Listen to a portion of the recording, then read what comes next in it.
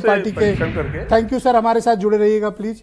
मैं मनोज काका जी को आमंत्रित करता हूं, सपा के प्रवक्ता हैं। नीट के एग्जामिनेशन को आज अभी अब थोड़ी देर पहले आपने सुना होगा कि शिक्षा मंत्री ने कहा एविडेंस तो है लेकिन अभी पुख्ता नहीं है, इसलिए सिर्फ एक जांच कमेटी का वो ऐलान करते हैं।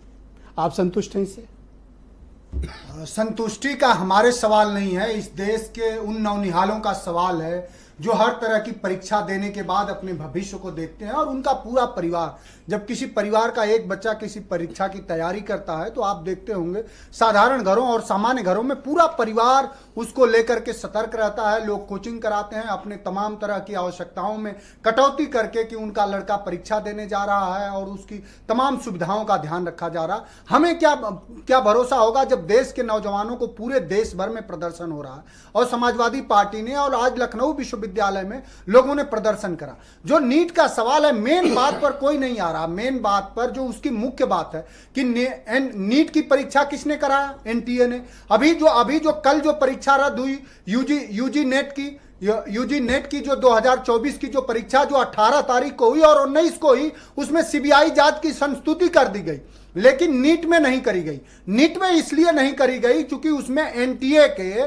जो चेयरमैन हैं जोशी जी, प्रदीप कुमार जोशी, वो भारतीय जनता पार्टी का एक समय में कोई एकेडमिक व्यक्ति नहीं है। भारतीय जनता पार्टी का वो एक समय में एबीपी का नेता था। तो जब आप अपने कार्यकर्ताओं से, संघ के पोषित लोगों से जब इस देश के शैक्षणिक संस्थानों को में बैठा देंगे तो निश्चित रूप से आप उनसे किसी तरह आपका क्या मत है कि ये कोई गड़बड़ी है, घोटाला है, पेपर लीक है या चूक है?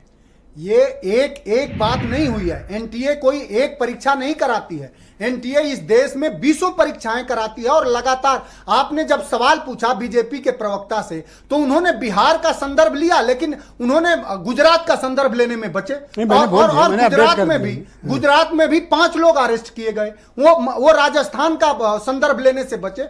क्योंकि जब आप सारे, दूसरा जो सवाल है, जब आप सारे संस्थानों का, सारे परीक्षाओं का, सबको गुजराती गैंग को आप गिरवी रख देंगे तो आप और भारतीय जनता पार्टी में किसी प्रवक्ता की, माफ करिएगा, राजनीतिक हैसियत नहीं है कि गुजरात के लोगों पे कोई सवाल खड़ा करे।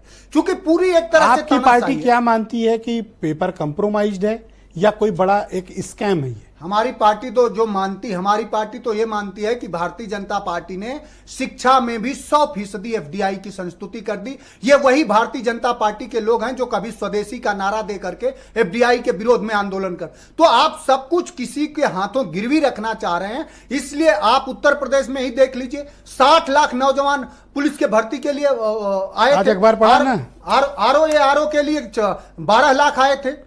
तो नहीं, ये जो गुजरात वाली कंपनी है वो उसका डायरेक्टर भाग गया, सिपाही भर्ती वाले, उसका डायरेक्टर भाग गया, लेकिन उसको ठेका दिलाने वाले उत्तर प्रदेश में सबसे बड़ा डायरेक्टर सरकार है। सरकार थोड़ी भाग रही। लेकिन सरकार को जब बच्चों के भविष्य की कोई चिंता नहीं है, देश के जो शिक्षा मंत्री हैं, मैं खत्म कर रहा हूं साहब, देश के जो शिक्षा मंत्री हैं, शिक्षा से संदर्भित उनका न एक लेख है न उनका कोई बयान है। वो सिर्फ हमेशा चारण वंदना करते रहते हैं, मोदी जी ये, मोदी जी वो, मोदी। अरे सवाल ये है, जो एक बात है कि तू इधर उधर की ना बात कर, ये बता कि कारवां क्यों नहीं। मुझे रहजनों से गिला नहीं, तेरी रहबरी का सवाल। ये बताइए कि एनटीए जिम्मेदारी कब लेगी? और सारी परीक्षाओं का पेपर लीक होने के बाद भी एनटीए के चेयरमैन को सरकार क्यों नहीं हटा रही? ये गंभीर सवाल है।